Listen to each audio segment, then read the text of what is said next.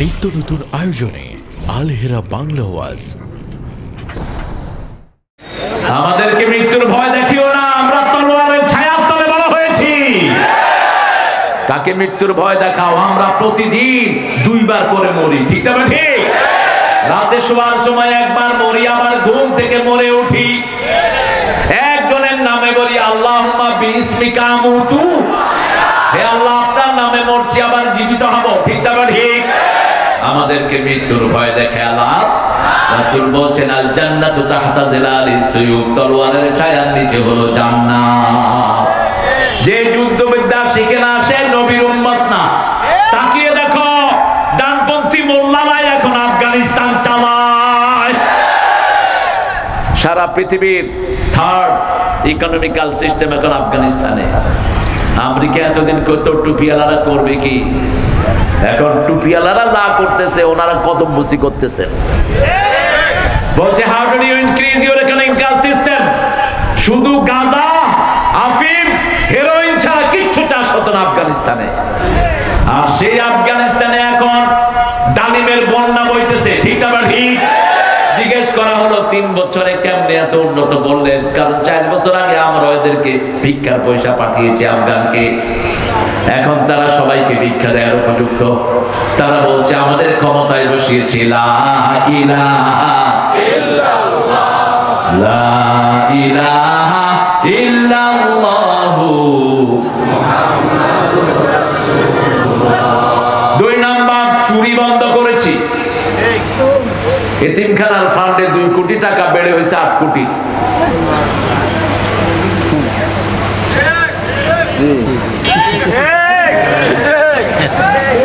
এরা জানে না এত কিছু, খামাখাই দল করে। 2 কোটি 8 কোটি হয়েছে। আমি 5ই আগস্টের আগে এখানে ভাষণ দিলাম। আমাকে একজনে কয় যে ওনাদের এক বড় নেতা, নাম বলছি না, কয় আপনি তো বিএনপির কেন্দ্রীয় লিডার। না, আমি হকের কেন্দ্রীয় লিডার। তোমরা মিথ্যা মামলা দিলা কেন এই বেটির নামে? এই মহিলাটা তো 1 পয়সা ধরেও নেই। কত টাকা নাকি তার কোথায় কোথায় নিয়ে গেছে। মালয়েশিয়াতে তো একটা ছোট্ট বাড়িও বের করতে পারছ না। আর জয় সাহেবের আমেরিকাতে কয়টা বাড়ি? জয় জয় হলো হিন্দুদের স্লোগান। মক্কার মুশরিকেরা বলতো উলু হবল, উলু উজ্জা। উলু মানে জয়, উলু মানে কি?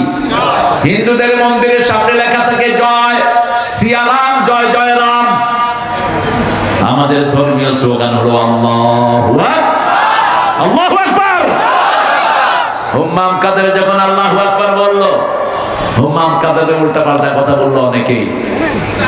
আরেকজন মহিলা নেত্রী যখন আল্লাহু আকবার বলল, কয়টা জামাত? মহিলা নেত্রী বলে যদি আল্লাহু আকবার বলে জামাত হয়, আমরা সব বেদিরা জামাত।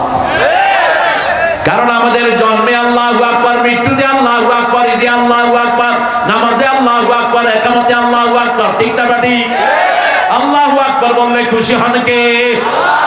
সে আল্লাহ বলছেন ইযা তুলিয়াত আলাইহিম আয়াতু, যখন আমার আয়াত তেলাওয়াত করবা আমি তোমার ঈমান বাড়ায়া দেব। আমরা বললাম কোথা থেকে তেলাওয়াত করব? সূরা মুজাম্মিলের শেষ আয়াত, ফাকরাউ মা তায়াসসারা মিনাল কুরআন।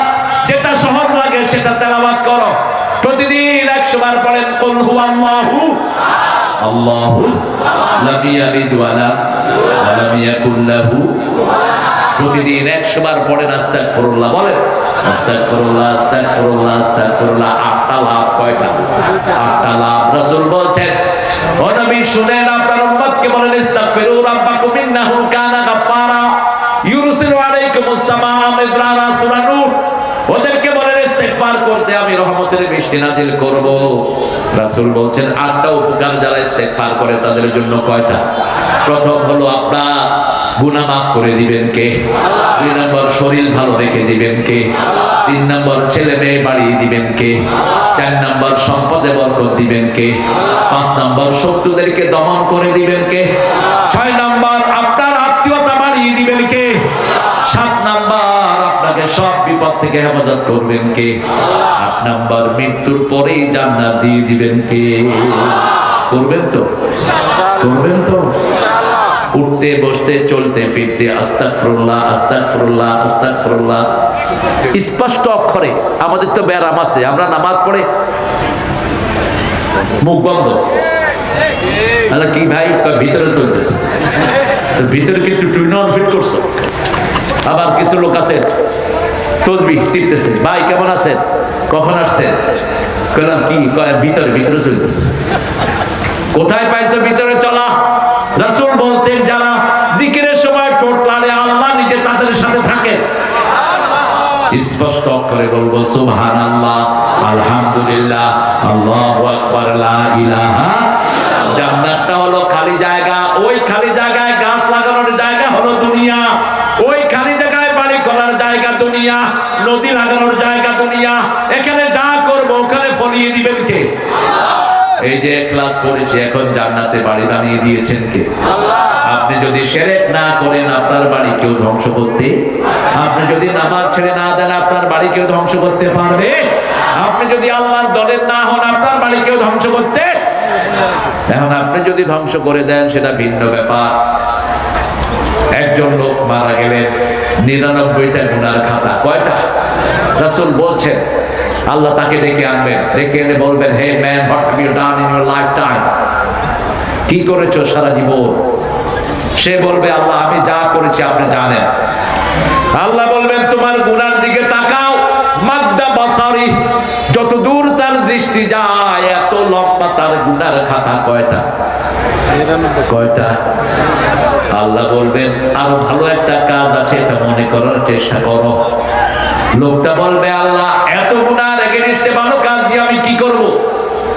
ভালো কাজ দিয়ে এটা কামার হবে না। আল্লাহ বলেন তাও মনে করো। লোকটা মনে করতে পারবে না। আল্লাহর ফেরেশতারা ছোট্ট একটা টুকরা কাগজ দিবে, ওই কাগজের মধ্যে লেখা থাকবে লা ইলাহা ইল্লাল্লাহ।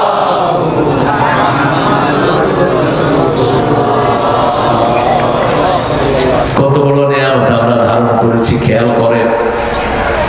ওই কাগজটা আল্লাহ এক পাল্লায় দিবেন, অন্য পাল্লায় কতগুলো খাতা? 99টা উপরে উঠে যাবে, ওই ছোটটা নিচে নেমে যাবে। আল্লাহ বলবেন যাও জান্নাতে চলে যাও। মান ক্বালা লা ইলাহা ইল্লাল্লাহ লাম ইউশরিক বিল্লাহ দাখালাল জান্নাহ। বুখারীর 16 নম্বর হাদিস। রাসূল বলছেন যে বলবে লা ইলাহা, শিরক করে নাই, তাকে জান্নাত দিয়ে দিবেন কে? মূর্তি বানায় যারা শিরক করে। আমাদের ছেলেদেরকে ধন্যবাদ দেই, সেলিউট। পোলাপা মূর্তির উপরে উঠে কি করছে?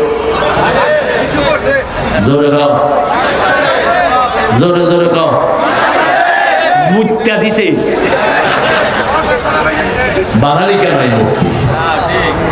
আল্লাহ মূর্তি থেকে আমাদেরকে হেফাজত করেন। 3টা কাজ করবো তো, ফু দিব কি দিয়া?